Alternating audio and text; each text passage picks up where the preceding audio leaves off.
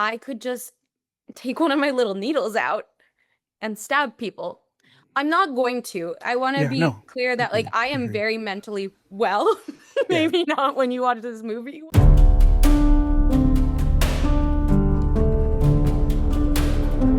I saw the movie last night. I loved it.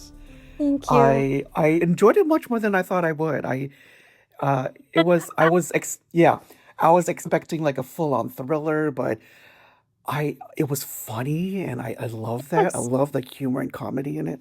Your new film, I Have to Kill My Neighbor, is full of unexpected twists and turns. Just when the audience believes the story is headed in one direction, it sharp pivots into another. And it's also surprisingly comedic in ways that many not anticipate. And it's hard to describe the movie without revealing too much. Yes. How would you describe the movie now? Oh, you're gonna make me do the hard job now. Okay. I feel like I can explain the start of the film without giving it away too much. Mhm. Um, but I play Lauren and my husband is Tom, and I feel like we're in a very, very happy marriage. We're young, we're both doing great in our careers. I'm an event planner, he's a lawyer. We live in this beautiful, idyllic neighborhood that in the script, I think it said had a white picket fence. It did not have a white picket fence. It had a brown picket fence um, in the movie, but we're very happy. The only annoyance is that our neighbor Madeline is next door to us, and I apparently can't do anything right according to her. Um, but we're still very happy. There's things that are going on with the HOA. But one day, my husband is kidnapped, and I'm told the only way that I can get him back is to kill my neighbor, Madeline. That's the best way I can describe it without telling you the whole plot of the film. Right. And I gotta say, your character, Lauren, she is so organized. I love how she had like a murder board Oh my and God. everything with all the different options and stuff like that. I love your character. And so Thank you. you portray Lauren Hickland, a character who balances strong comedic elements with darker, more intense moments. How did you approach navigating these contrasting tones for the more emotionally challenging scenes? What techniques or mindset did you draw to fully embody Lauren's darker experiences? I think for me, and other people may not agree, but I think truly some of the best dramatic actors are comedians. So I kind of come from that perspective, that comedy and drama. I don't separate them in my mind. I think what happens to Lauren is that she gets into a lot of situations that for her are serious, but to the audience, you're like, what are you doing with that hammer? Have you ever hammered something a day in your life? Like, why do you have a murder board? So I think the comedy for me comes from her not knowing that she's being funny, and then Madeline is funny in a completely different way. Lauren is one of the best human beings that I know. I think I have so many good things to say about her. But yeah, that's kind of how I approach it, and always what is the most truthful thing to do for Lauren, my character, Mhm. not Lauren Cochrane. Um, and her overall goal is to save her husband, so she's doing everything that she can to get there. And sometimes that is crying and screaming, and sometimes that is making a murder board because, organization keeps her calm. And of course, she has a Mhm. cocktail at the same time, apparently. Yes, I love it. Uh, Okay, well, random question, but personally, if you were in this situation, what would be your weapon of choice? oh my gosh. Okay. I mean, I really enjoyed the knife, I'm not gonna lie, but maybe this is really dark, and I'm not sure I if love I dark. should say this. Okay, okay, okay. I am type 1 diabetic. So, so I'm like, I could just take one of my little needles out and stab people.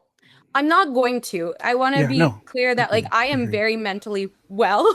Yeah. Maybe not when you watch this movie, you wouldn't think that. Mhm. But off the top of my head, and now I'm regretting saying that, that would be my weapon of choice. I love it. No, it's funny because I work at a clinic and we have lots of those. So if you ever need some, I can. No, I'm kidding. Well, like, Yeah. growing up, like as a girl, downtown Winnipeg, where I'm from, isn't super safe. So in the back of my head, I was always like, okay, if somebody comes near me, I have Hmm. my little needle. Yeah. Luckily, I've never Love had it. to do that though. I gotta say, I love there are scenes where you're practicing with the weapons. Like stop it, and I love it. Did you have fun like filming that whole montage? I had so much fun. Actually, I think our director was like, "You're having a little too much fun with this, Sarah. Like, chill." Because I was like Mm. going to town with that hammer. Um, but it's just kind of funny because if I were murdering somebody, I think I would do the exact same thing. I would not know. How do you know what's a good murder weapon? I mean, yeah. Yeah. Lauren is faced with an extreme ultimatum, as you mentioned in the beginning: commit a murder or risk losing her husband. While this is an extraordinary situation, it touches on the themes of impossible choices, right? What perspective or advice might you offer to someone grappling with a moral dilemma that pits personal loyalty against ethical boundaries? Oh, damn. Hidden with the hard questions here. What would I say? Man, I mean, I'm not like promoting killing people, No. but We can totally skip this question. I know it's like no, no, no, super no. like deep. I'm just trying to think what's a good It's answer because hard, I right? don't It's want to kill hard. anybody, but I Right. also Hmm. she loves Tom so much. I think there has to be like an in-between balance if it were me. But I would do everything to find like a way around it, I think. But you know what? It's that like age-old question if you were stranded on an island with somebody and you were starving, would you? You Yeah. don't really know till you're in the situation. Right. Yeah. And I hope I'm never in that situation. Right. Same, same. All right. So earlier you talked about your co-star Lauren Cochrane. Is her Lauren, right? Yeah. It Okay, was I got very confused for a confusing little on bit set. because Lauren is your character's name. I Okay, know, I know. who plays Madeline? And I freaking loved her character. I love the Me too. dynamic between you two. Can you share what it was like collaborating with her on set? And were there any particular moments, memorable moments from your time working together that stood out? I mean, I just think she's the best collaborator. Everything we did, we spoke about to make sure that the other was comfortable with, because obviously there is some violence in the scenes. Of course, we're never actually touching each other. Things are done correctly, but um we really developed this beautiful friendship. And when one of us wasn't feeling great about something in a scene, we would like come with a united front to the crew or to the director. And not that there was anything wrong with the scene, but we'd just be like, hey, this doesn't sit super well for us. Could we talk about an alternate option? Um, yeah, and I feel like I gained like a new best friend in working with her. We both come from comedy backgrounds, and that was like a blessing for me.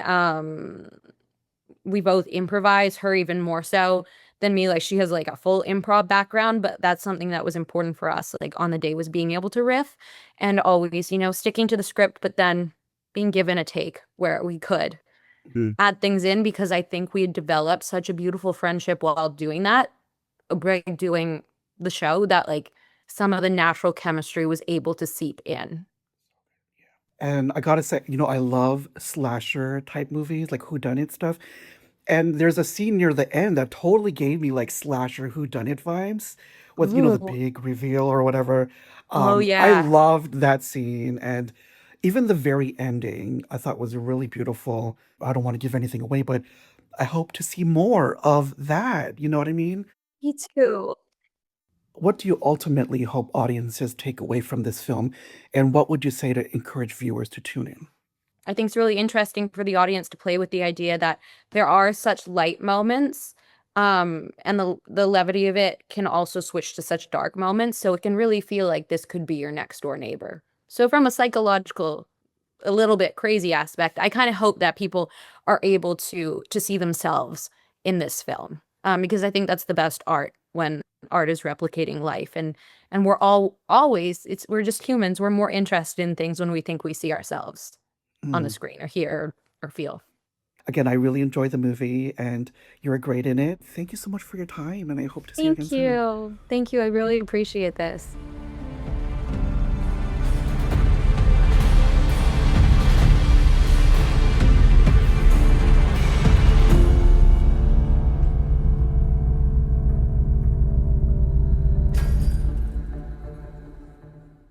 How did you approach navigating So these sorry. contract?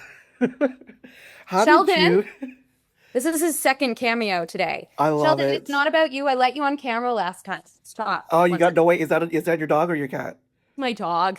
Okay, no, he needs to come on Sheldon. screen. I love dogs. Let me see I him. know. He's now running from me because he knows Okay. what's coming. He does not. He was like, I didn't sign a waiver. I'm not an actor or equity member. Right, baby? Right. I Sorry, love what it. were you saying? Oh yeah. So